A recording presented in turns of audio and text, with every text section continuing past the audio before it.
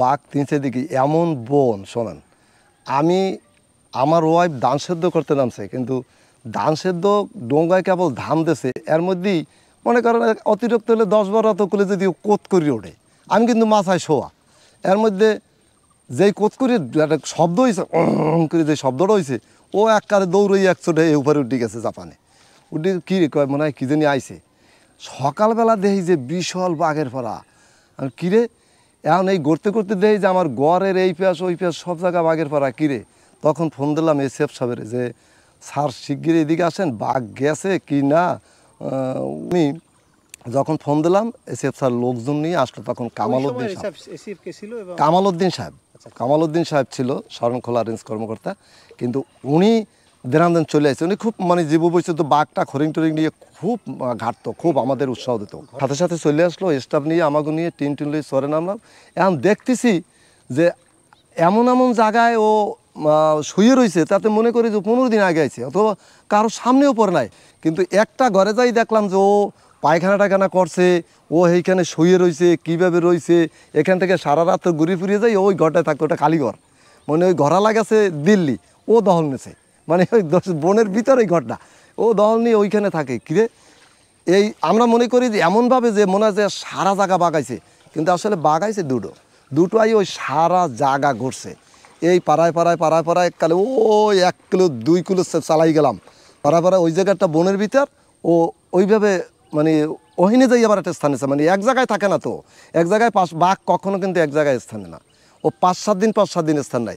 ওইখানে যাই যখন বুঝলাম যে এখানেও আর স্থান আছে, এখানেও থাকতে পারে, তখন আমরা চতুর্দিকে লোকজন ঘেরবেরি দিয়া মানে ঢোল ডাঙ্কা বাজাই টাজাই যেই শব্দ করলাম, এই অস্তে ঘুম করে দাঁড়াইয়েও কিন্তু ওভার উঠে গেল, সাঁতরাইয়া ওভার উঠে গেল। কিন্তু আমাকে সামনে দিয়ে 2টা বাঘ সাঁতরাইয়া ওভার উঠে গেল। মানে তখন কিন্তু আমরা আসলে সে সিএফ সাহেব ভালো ছিল যে আমাদের নিয়ে অনেক ক্ষয় খরচা এদের বহন করছে, সে খুব ভালো মানুষ।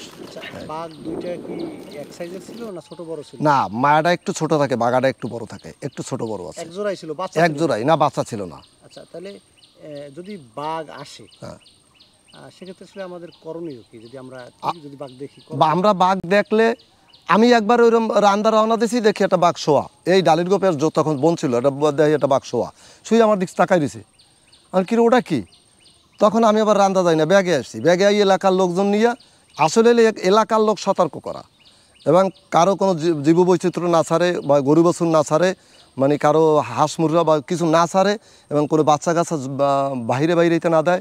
এদের মেইন হইলো আমরা এমনকি আছে মসজিদে যাইয়া ও মাইক দিয়ে জানাই দিই যে আপনারা সতর্ক, যে বাঘ আসছে, আপনার বাঘ যত সময় না যাইবে অত সময় আপনারা কেউ জ্বলায় আসবেন না। মানে এই সতর্কটা আগে, তারপর যারা বন বিভাগের আছে তারা তাদের খবর দেবো, টিমালাগো খবর দেবো, এইভাবে তারাইয়া এইভাবে আস্তে তারাই নিয়ে আমরা ওভার উঠাই দেবো। এটাই হলো আমাদের নিয়ম। আসলে আমাদের বললে দেশে প্রশিক্ষণ দিয়েছে যে এইভাবে করবা তোমরা। কত বছর পর্যন্ত আপনি বন্যপ্রাণীর রেস্কিউ কাজ? আমি 2008 সালে এই স্বেচ্ছাসেবী বিভাগে ভিলেজ টাইগার রেসপন্স টিমে ঢুকছি 2008 সালে। 2016 সালে আমি ঢুকছি কমিউনিটি পেট্রোলে এবং সিপিজি। এই 2016 সাল হইতে 24 সাল পর্যন্ত 2022 সালে আমি সম্মানী ভাতা পাওয়া দিয়েছি 5,000 টাকা। এই 2 বছর ধরে, মানে 22 সালে পাওয়া দিয়েছি, 24 সাল, এই 2 বছর হইতে আমি 5,000 টাকা মাস গেলে, শুধু আমি না, আমার সাথে আরও 35 জন, আমরা এই 5,000 টাকাও করে প্রতি মাসে পাই। তাহলে আমরা এখন খুব সেরমও দিচ্ছি যাতে জীববৈচিত্র্য না, একটা পিঁপড়াও মারা না যায়। আল্লাহর এই যা তৈরি করছে, যা সৃষ্টি করছে, এটা আমরা লক্ষ্য করতেছি, বা আমার টিমের সবাই এগুলো লক্ষ্য রাখতেছে। আচ্ছা, আরেকটা ব্যাপার জানতে চাই যে বন্যপ্রাণী রেস্কিউ করাটা খুবই রিস্কের। সেক্ষেত্রে বাঘের ক্ষেত্রে জীবন যেতে পারে, সাপের ক্ষেত্রে অঙ্গহানি হতে পারে, মারাও যেতে পারে। সেক্ষেত্রে এই সিপিজির আপনারা যে কাজ করেন, এক্ষেত্রে আপনাদের কোনো সিকিউরিটির ব্যবস্থা আছে কিনা, কোনো অর্থনৈতিক দেখার কোনো ব্যবস্থা আছে কিনা?